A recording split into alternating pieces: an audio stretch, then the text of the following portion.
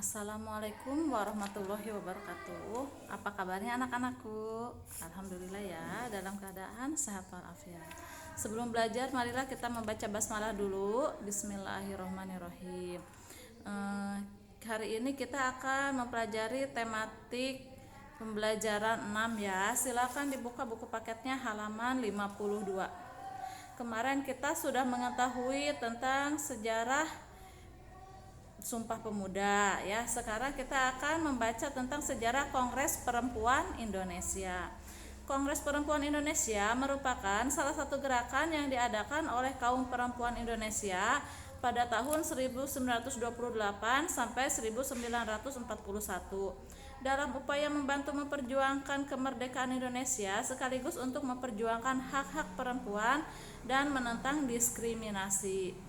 Kaum perempuan sebenarnya memiliki peran penting dalam perjuangan meraih kemerdekaan serta awal-awal pembangunan negara kesatuan Indonesia. Namun, sedikit literatur yang menulis tentang sejarah peranan yang dilakukan oleh perempuan Indonesia. Hal ini disebabkan kaum perempuan tidak berada dalam posisi pembuat keputusan atau memegang posisi menentukan di dalam lingkup sejarah nasional.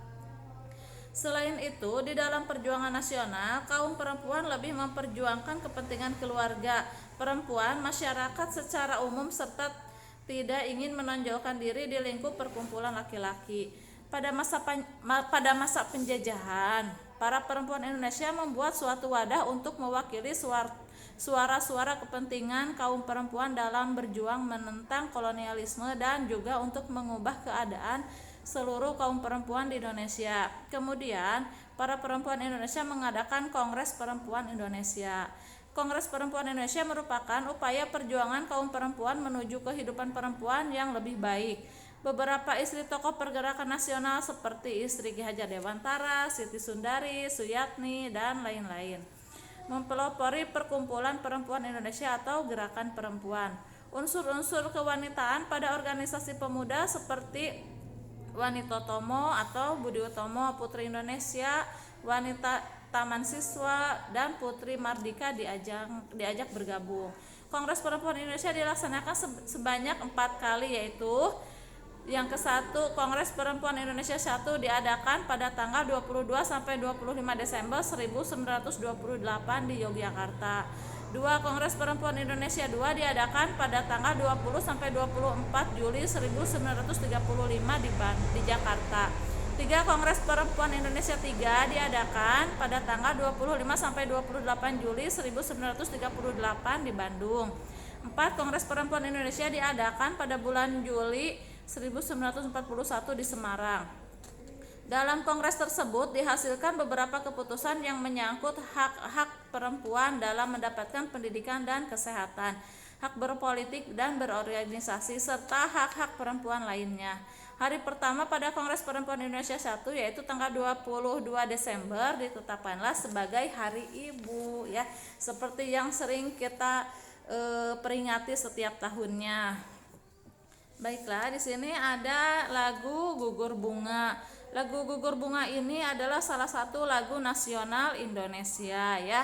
Lagu Gugur Bunga ini bertangga nada diatonis minor karena bersifat sedih ya. Silahkan dinyanyikan di rumah.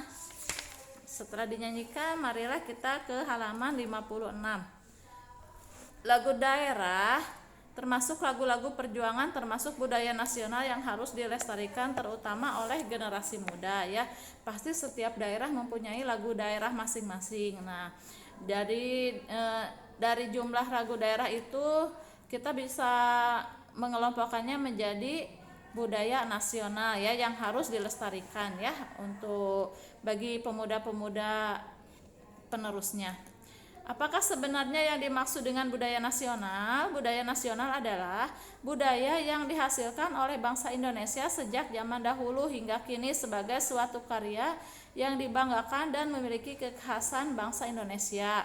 Budaya nasional juga dapat dijadikan sebagai penunjuk jati diri dan identitas bangsa Indonesia. Kebudayaan nasional dapat berupa sumbangan dari kebudayaan lokal. Jadi, sumbangan beberapa kebudayaan lokal tergabung menjadi satu. ciri khas yang kemudian menjadi kebudayaan nasional. Jadi kebudayaan nasional itu diambil dari beberapa budaya lokal atau beberapa budaya daerah ya, dijadikan satu dan jadilah kebudayaan nasional. Salah satu contoh budaya nasional adalah batik. Batik adalah hasil dari budaya lokal. Beberapa daerah di Indonesia dapat menciptakan batik dengan corak khas yang berbeda-beda.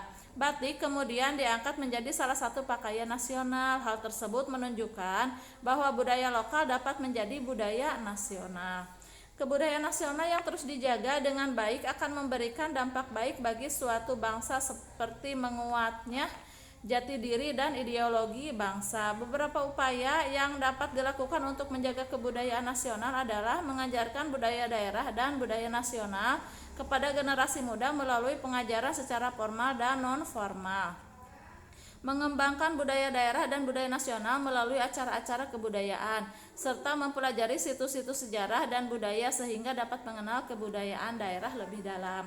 Nah, mungkin itulah penjelasan materi untuk pembelajaran 6-nya. Tidak ada tugas hari ini, menyimak saja. Kita akhiri dengan membaca hamdalah. Alhamdulillahirrabbilalamin. Terima kasih. Mohon maaf apabila ada kesalahan dan kekurangan. Billahi taufiq wal hidayah. Wassalamualaikum warahmatullahi wabarakatuh.